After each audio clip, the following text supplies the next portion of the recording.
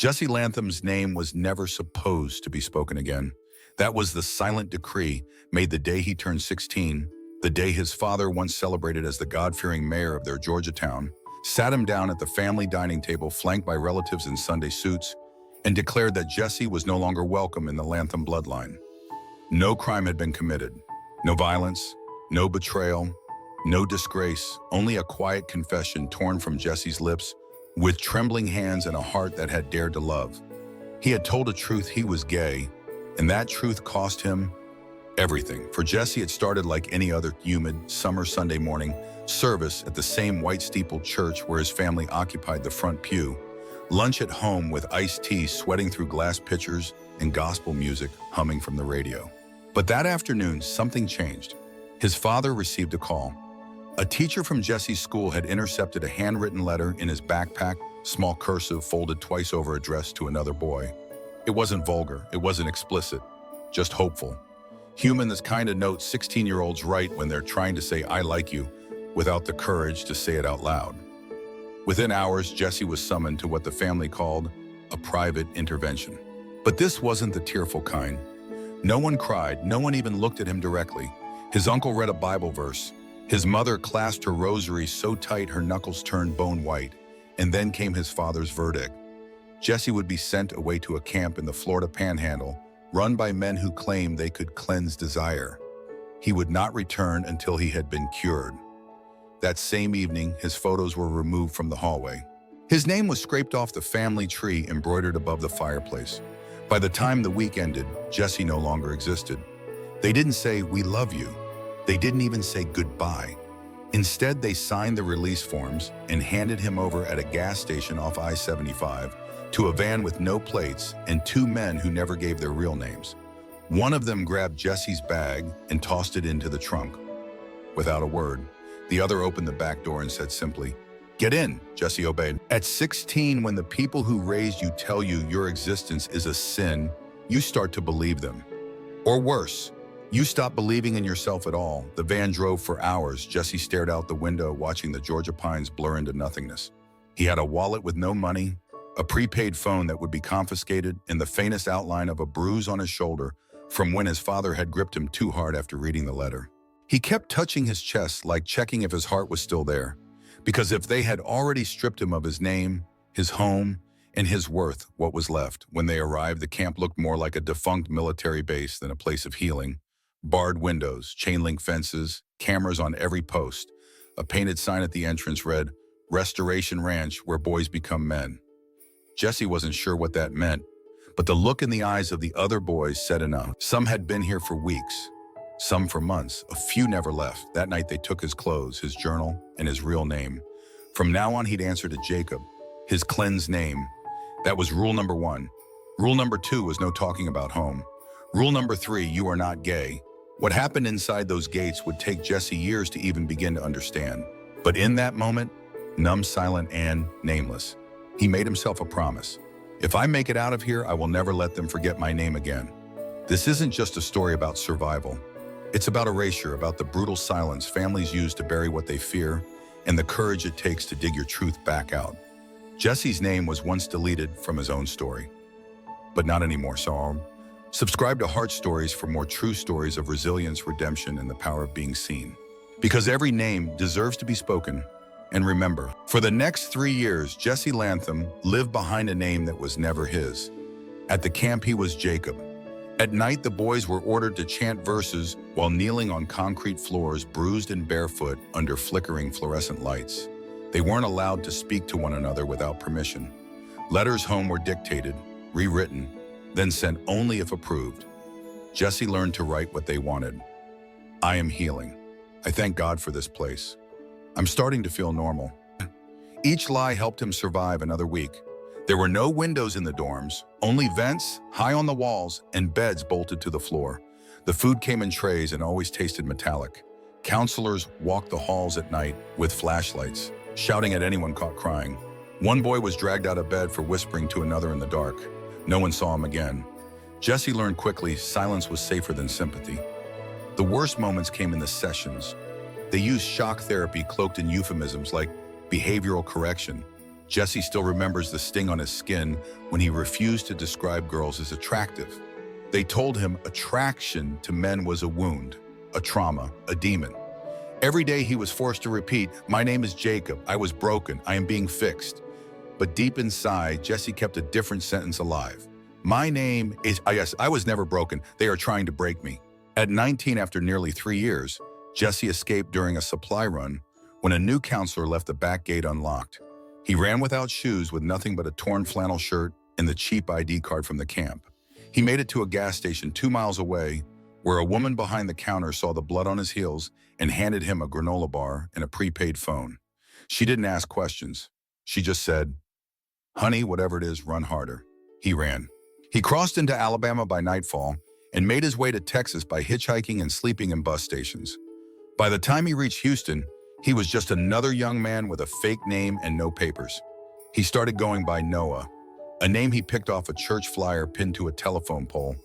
It felt neutral, forgettable. Safe Jesse, now. Noah worked wherever he could. Dishes in a diner, night janitor in a school. Finally a bartender at a place that didn't ask questions. He saved every tip skip, meals, and bought secondhand textbooks.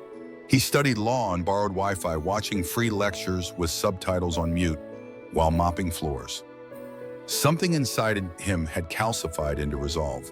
If I couldn't protect myself at 16, I would spend my life learning how to protect kids like me. Now he found a program offering scholarships to low-income students pursuing law. He applied using his new name, new documents, and a fabricated backstory. He never told anyone what really happened. Not yet. He was terrified that if the truth came out, that he didn't legally exist, that his real identity had been scrubbed clean, he'd be expelled, investigated, or worse. So he stayed silent, but every time he read a case about wrongful imprisonment, identity theft, abuse under religious cover, he thought, this is me.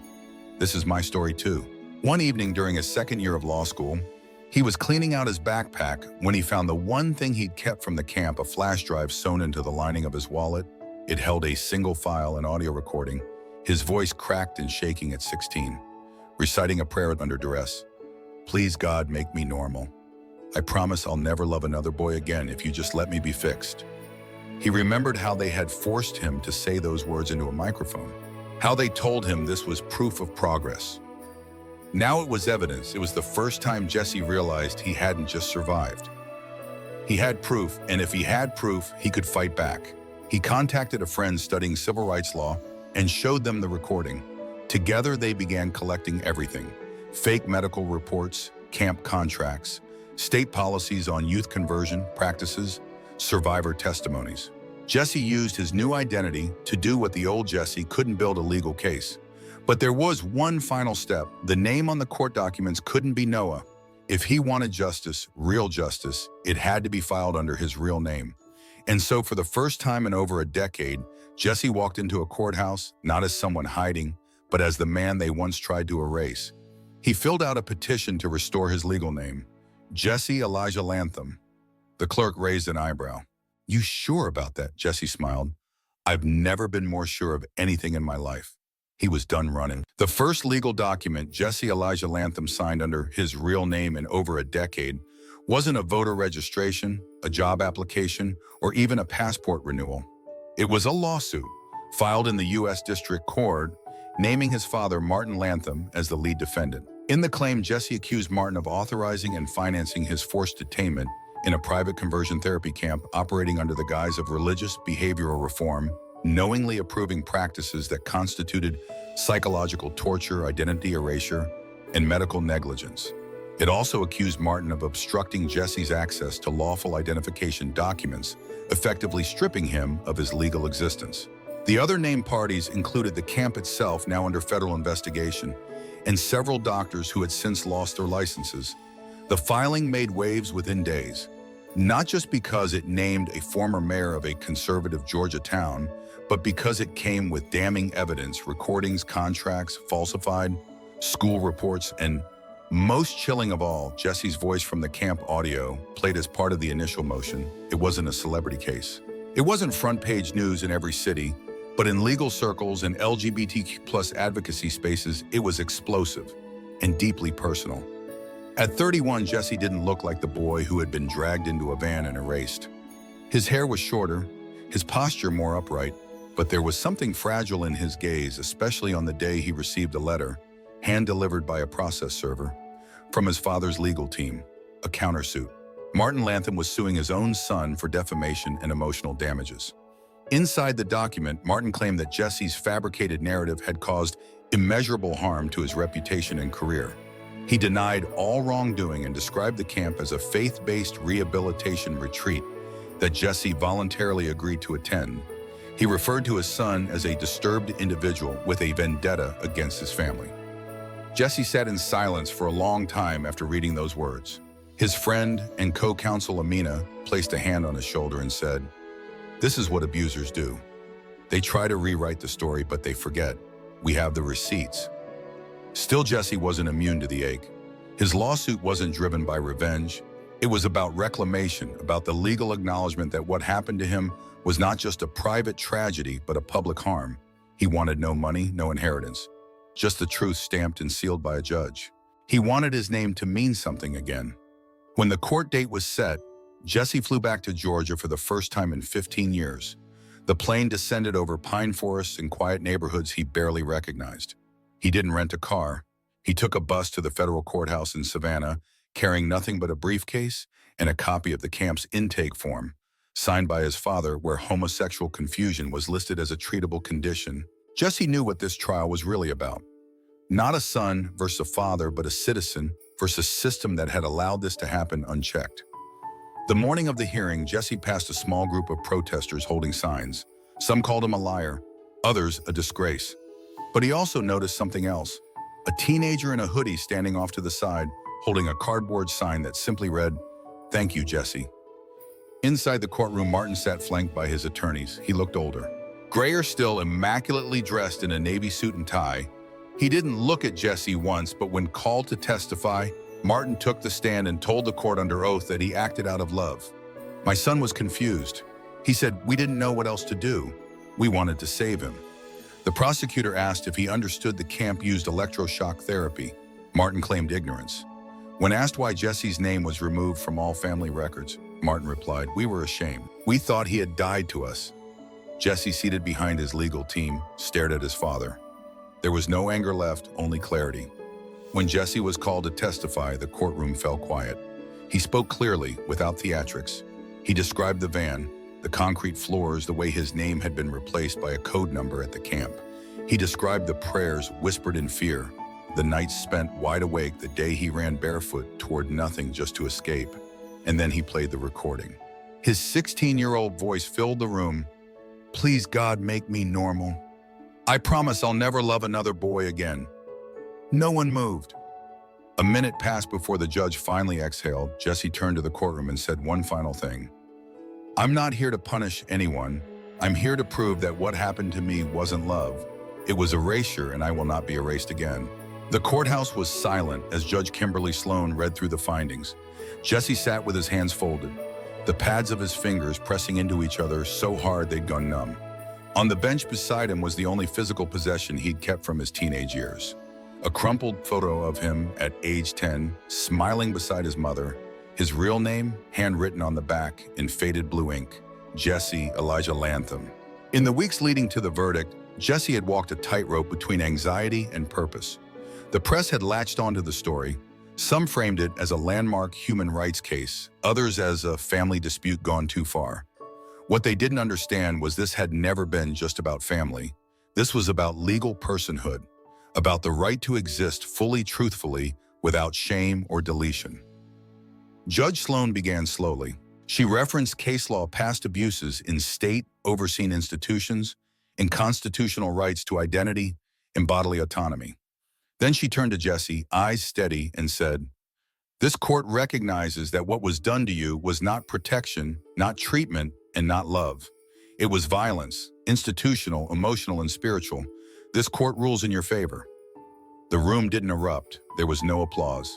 Just a hush, a sacred kind of silence, the kind that comes when a wound has been named out loud. For the first time, Jesse didn't cry. He only blinked hard and nodded once, because in that moment, something deeper than victory washed over him. Something that had been buried for 15 years and now surfaced like breath after drowning. Acknowledgement. Martin Lantham was ordered to issue a formal written apology, relinquish all rights to Jesse's identity documents, and pay symbolic damages of $1. Jesse had insisted on that number. "I don't want his money," he told his lawyers. "I want my name."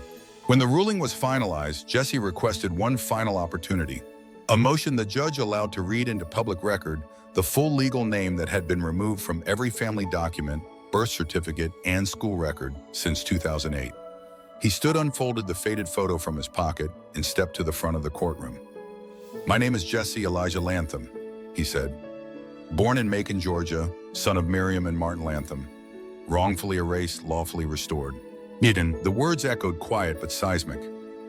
Later that evening, Jesse stood outside the courthouse alone. The reporters had gone, the protesters had vanished, but someone was waiting for him near the steps. An older woman with silver-streaked hair and tired eyes. She held a brown envelope in her hands and didn't speak until she was close enough to whisper. "I tried to stop him," she said. It was his mother. Jesse hadn't seen her since the day he was taken. He didn't speak. She handed him the envelope, looked at his face as if memorizing it, then turned and walked away without asking for forgiveness or offering explanation. He stood there for a long time before opening it. Inside were 3 items: a birth certificate with his name never crossed out, a letter dated 1 week after he disappeared, never mailed, and a broken rosary, the one she used to clench in silence while he cried in the living room. The letter was brief. It read, "Jesse, I didn't protect you, I wasn't brave, but I still say your name every night. I hope one day you'll say it out loud too." He folded the letter carefully as if preserving something fragile, and then he did something no one expected. He took the apology Martin had been court-ordered to write, and instead of filing it away, he pinned it, redacted and annotated, on a bulletin board inside the new community legal clinic he had just founded. He called it the Name Project. Its mission was simple: to help queer youth, especially those forced into religious treatment centers, restore their legal documents, their dignity, and their future. Every case was a war against erasure, and Jesse, now armed with precedent and purpose, became its fiercest advocate. But justice didn't come without a cost. That night, Jesse walked into a cafe where he once worked as a dishwasher. It had been years. The manager recognized him immediately and hugged him without a word. Someone nearby had seen the news and offered to buy his tea. Jesse politely declined. He took a seat by the window, pulled out a napkin, and wrote a name. Not his. It was the name of another boy from the camp, Elijah T., the one who used to whisper funny stories at night when they thought no one was listening. Elijah never made it out. Rumor had it he died by suicide at 20. Jesse didn't know if it was true, but he carried the name anyway, because some names never got the chance to be spoken again. 3 weeks after the verdict, Jesse stood in front of a high school auditorium in Austin, speaking to a room full of students, teachers, and a few dozen parents. He had been invited to talk about identity rights and legal autonomy, topics that once felt abstract, but now pulsed with urgency through every word he said. He shared his story not with bitterness, but with unwavering calm. The air shifted when he described what it felt like to lose a name, and how reclaiming it wasn't just about legality, it was about memory, voice, and the right to be whole. After the event, a line of students formed. Some offered shy thank yous, some hugged him without asking. A girl with rainbow earrings pressed a folded note into his hand and whispered, "You made me feel like I wasn't broken." Jesse nodded, heartful and quiet. These moments, these small restorations, meant more than any courtroom ruling ever could. Back at home that night, Jesse was sorting through intake forms for the Name Project when a knock came at his door. It was past 10. He wasn't expecting anyone. He opened it cautiously. Standing in the hallway was a man mid-30s, tall, worn, with eyes that looked like they'd seen more than they wanted to. In his hands was a small box taped shut and clearly old. He spoke before Jesse could say anything. "I'm not here to bother you," the man said. I think you knew my brother." Jesse froze. The face was different. Older line, but the shape of it pulled him back through time. "Elijah T.," the man said. "He was my younger brother." For a moment, Jesse couldn't speak. He stepped aside, nodded. The man entered quietly, sat at the edge of Jesse's worn-out couch, and set the box down like it was something sacred. "He talked about you," the man said. "In the letters we weren't supposed to see, He said you were the only person who looked at him like he was human. Jesse swallowed hard. His hands trembled. I thought he didn't make it. He didn't, the man said, voice low. 2 years after he got out, he took his life. But before that, he left this, said to give it to you if I ever found you. Jesse opened the box slowly. Inside was a camp bracelet number 84 and a notebook with Jesse's name scribbled on the first page. Not Jacob Jesse. He flipped through it. There were pages filled with stories, made-up adventures, jokes, poems. One read, "If we ever get out, I hope Jesse becomes a lawyer. He deserves to say his name in front of the world." Jesse closed the notebook gently, his throat burned. "I'm sorry," the man said, standing up to leave. "I didn't know how to reach you until the trial went public, but I'm glad I found you." Before he could step out, Jesse said, "Do you want to see where his name is now?" He pointed to the wall above his desk where a framed list of names hung, former clients of the Naming Project, and those the world had lost too soon. Elijah's name was at the top. The man stood silently, tears forming in the corners of his eyes. "Thank you," he whispered, "for not letting him disappear." After he left, Jesse sat alone in the quiet holding the notebook. He thought about how names could vanish from records, from photos, from family trees, but not from memory and not from truth. He had spent half his life being erased. Now his life's work was to write others back into existence. The next morning, Jesse opened a new case file. A boy from Alabama had reached out. 17, kicked out, no ID, no school access. Jesse didn't hesitate. He printed the intake sheet and wrote the boy's name at the top in capital letters. "You will not be erased." At HeartStories, we believe every story, like Jesse's, deserves to be told and remembered. If his journey moved, you share this with someone who needs to hear it, because no matter how long you've been silenced, your name still belongs to you. Subscribe for more true stories of resilience, identity, and redemption.